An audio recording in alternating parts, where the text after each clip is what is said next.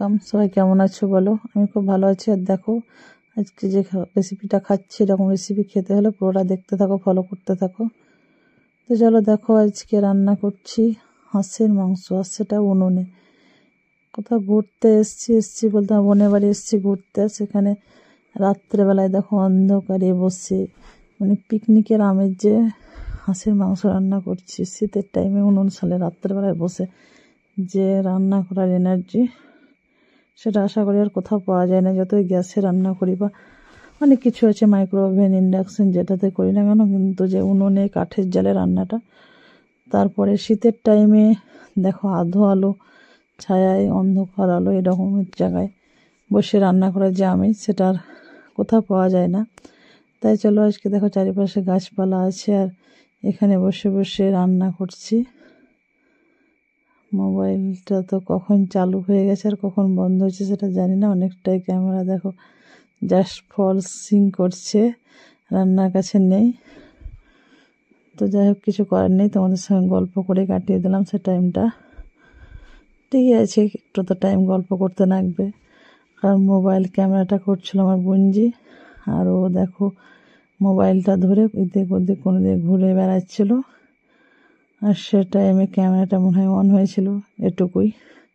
তো দেখো তেলের ওপরে পেঁয়াজ দিয়ে ভাজছিলাম, ফোড়ন দিয়ে পেঁয়াজ ভাজছিলাম, তার উপরে টমেটো দিয়ে দিলাম। তো গোটা টমেটোই দিয়ে দিয়েছি, কারণ উনুনের জালে রান্না, এতে জাল হিউজ পরিমাণে জাল, এতে সব কিছুই গলে যাবে।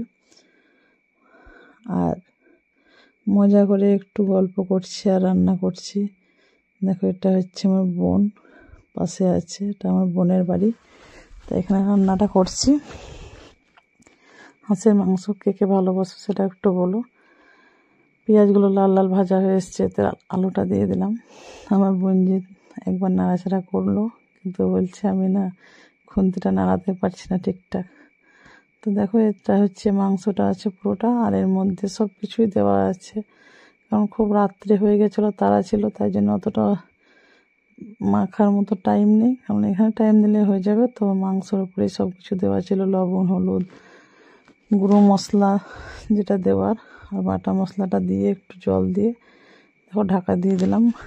কারণ রাত্রে অনেকটা হয়ে গেছিলো, খাওয়ার টাইমে যে দেখলা একটু মিট মশলা অ্যাড করলাম এর সঙ্গে, সেটা হচ্ছে গিয়ে অনেকটাই লেট হয়ে গেছিলো।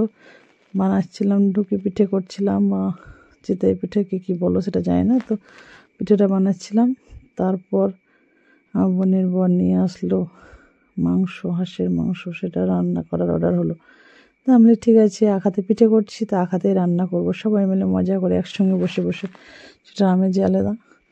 তো দেখো কত তেল ছিঁড়েছে মাংসটায়। আর হাঁসের মাংস শীতের টাইমে হেভি তেল বেরোয় আর হেভি টেস্টি হয়। কার কার ভালো লাগে সেটা জানি না, কিন্তু আমার তো খুব ভালো লাগে, বা আমার পরিবারের সবাই ভালোবাসে। আমার বরেরও খুব ফেভারিট, কিন্তু এই মুহূর্তেতে ও নেই। তাই আশা করি ওকে খুব মিসও করছি, কিন্তু কিছু করার নেই। সব জায়গায় তো আর একসঙ্গে সব কিছু পাওয়া যায় না। কারণ এখানে বোন আছে, বোনজি আছে, এরা খাবে, কিন্তু বর, আমার ছেলে মেয়েরা বাদ। সেটাই হচ্ছে সমস্যা, যেখানে যেরকম পরিস্থিতি সেখানে সবাইকে একসঙ্গে পাওয়াটা খুব মুশকিল হয়ে যায়। তাই চলো, এটাই হচ্ছে জীবন। তো একসঙ্গে তার পাওয়া যায় না সব কিছু। তো দেখো মাংসটা কষানো কত সুন্দর হয়েছে, কত সুন্দর তেল ছেড়েছে সেটা দেখো। প্রথমটাও দেখেছিলে যে কতটা পরিমাণ তেল দিয়েছে, আর এখন দেখো তেলটার কালারটা।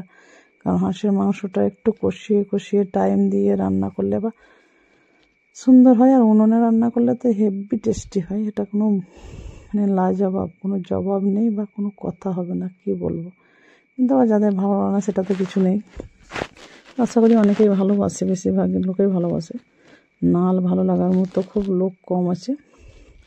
তো যাই হোক, আমাকে তো খুবই ভালো লাগে, বা আমার বাড়ির বেশিরভাগ লোকের খুব ফেভারিট। দেখো কত সুন্দর কষানো হয়ে গেছে। কষাতে কষাতে অনেক গল্প করে ফেললাম তোমাদের সঙ্গে। তো চলো এবার দেখা যাক আর কতক্ষণ লাগে। জল দিয়ে দিলাম, কারণ হাঁসের মাংসটা একটু ঝোল, পাতলা ঝোল না হলে খেতে এটা ভালো না। হাঁসের মাংসের ঝোল হলে সেটা টেস্টি লাগে। তো দেখো অনেকটা পরিমাণে জল দিয়ে দিয়েছি।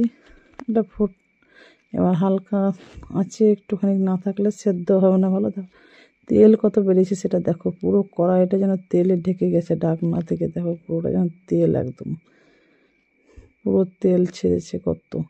কারণ শীতের টাইমে হাঁসের মাংসে প্রচুর তেল থাকে, এটা বলার মতো নয়। তো চলো দেখো রান্নাটা কত সুন্দর হয়েছে, কার কেমন লেগেছে, কার কার ফেভারিট সেটা অবশ্য লাইক করো, কমেন্ট করে বলো। তো খাবারটা আমার তো খুব ভালো লেগেছিলো, তা খেয়েছি অনেক দিন পরে। দেখো এই যে চিতই পিঠে দিয়ে হাঁসের ঝোল দিয়ে চিতই পিঠাতে খেবি ভালো লাগে, তো আজকে খেয়ে ফেললাম। ওকে বাই, চলো।